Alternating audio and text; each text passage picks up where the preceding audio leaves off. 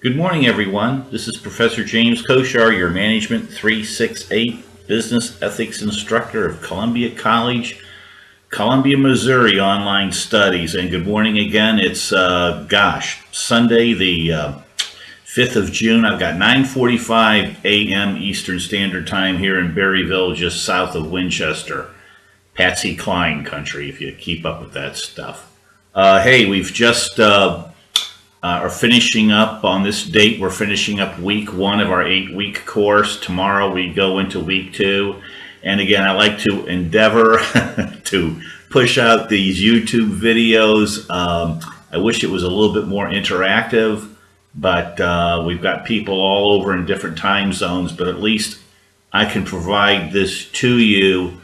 Please give me any feedback if I'm doing something right or wrong on these YouTube videos that can assist you better. But I feel at least it provides more of a connection of myself to you and to you to this class on feedback. Great week 1. Everyone's checked in, our 8 outstanding students. And hey, I've had, this is the summer term, summer semester, summer session, whatever you want to call it. We've had some years where I haven't had any students at all and many of the other instructors. So glad we've got this good body of students. You went through week 1, superior postings on, goodness, everybody has responded to if you were presented with an ethical situation that you were unfamiliar with, how you would handle it, address it. What I enjoyed reading was a lot of your past experiences, and most of you, rightfully so, and interestingly, you referred to your guides, your mentors in your life, grandmothers and grandfathers, parents. So that's a good place to be when you have to go, gosh, how do I handle this? I remember when I was in the Coast Guard in Puerto Rico, I had a strange situation come up, and I called my former boss, who was still in the Coast Guard at that time, and I said, hey, Gary, this happened and that happened. It's sort of like I certainly knew the right thing to do. I just needed to vocalize it, right? Talk to someone about it and get feedback. So very important. That's why I've learned in life, more times than not, you don't have to make quick decisions. Other than, I guess, if you have to jump out of an airplane with a parachute on, then you better do that quickly. But it's okay, more times than not, I have found in James Koshar's life, that slow down and stay the course and make the best decision you have.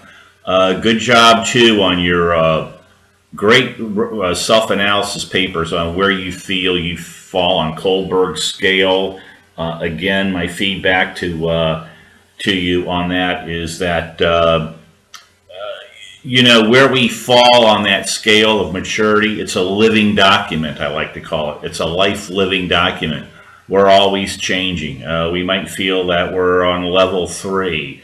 And then next year we're on level 2, and the year after that, level 4, whatever.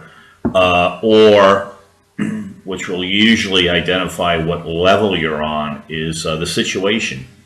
And your maturity or experience, not so much maturity, but your experience to a situation of that kind or sort.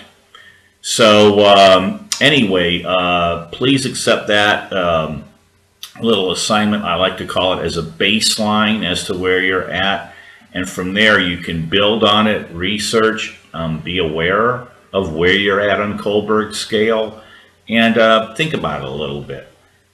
Week 2, we're in week 2 starting tomorrow on, gosh, the 6th of June already. You have chapter 3 to read. You have a report Dropbox assignment on Jerry Bentham, and also you've got a discussion assignment. Does the end justify the means?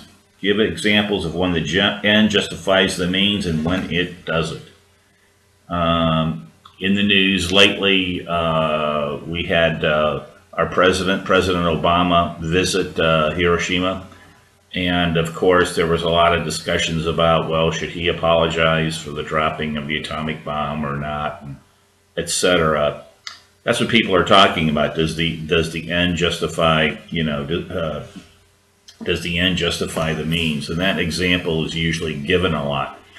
And that's kind of a living document discussion also. When you talk about, horribly enough, an example of the dropping of the atomic bomb on Hiroshima and Nagasaki during World War II, a lot of people, the popular thought is, well, it was justified in doing that, although it was very horrible, because then it stopped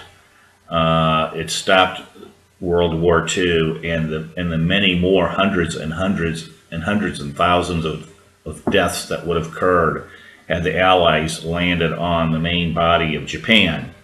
However, that has advanced into a discussion of, yeah, but then we've nuclear warheads have been unleashed to where now you got North Korea trying to make nuclear warheads. So that discussion progresses. It doesn't stop. It's not stagnant. So you have, and on your discussion assignments, remember to be considered for the highest grade. You have your main post and then respond to at least 2 other classmates, and something a little bit more than, hey, good job. And no one here has done that in the class, but give some critical thinking comments, reviews, and insight. And my note for on the syllabus, our friend, in week 2 is at the end of next week, week 3, not this week, but the end of the following week, you have your first paper on the Ford Pinto case. It's on page, I believe, 298, 299, or 288, 289. It's in the textbook, but you'll want to read that and put in your first paper. You can catch up on the requirements on the content area. If you have any questions, contact me. And again, do your own work. Cite the paper correctly using APA or MLA formatting. Even though you're sending an electronic submission, you want your name on your work and the date and the name of this class. You don't necessarily have to put my name, but you kind of want that on there. And other than that, superior job. As always, on this date, on this 5th of June, going forward, if you have any questions or comments or concerns, or, hey, Professor Koshar, I'm lost, whatever, you contact me. And if in any of your classes, if things are happening like that, you contact your instructor. We want to assist you. I'll let you go. This is Professor James Koshar of Columbia College Online Studies, your Management 368 Business Ethics instructor, wishing you a good day. I'll catch you throughout the week online and push out another YouTube video probably a week from today. You take care. Bye-bye.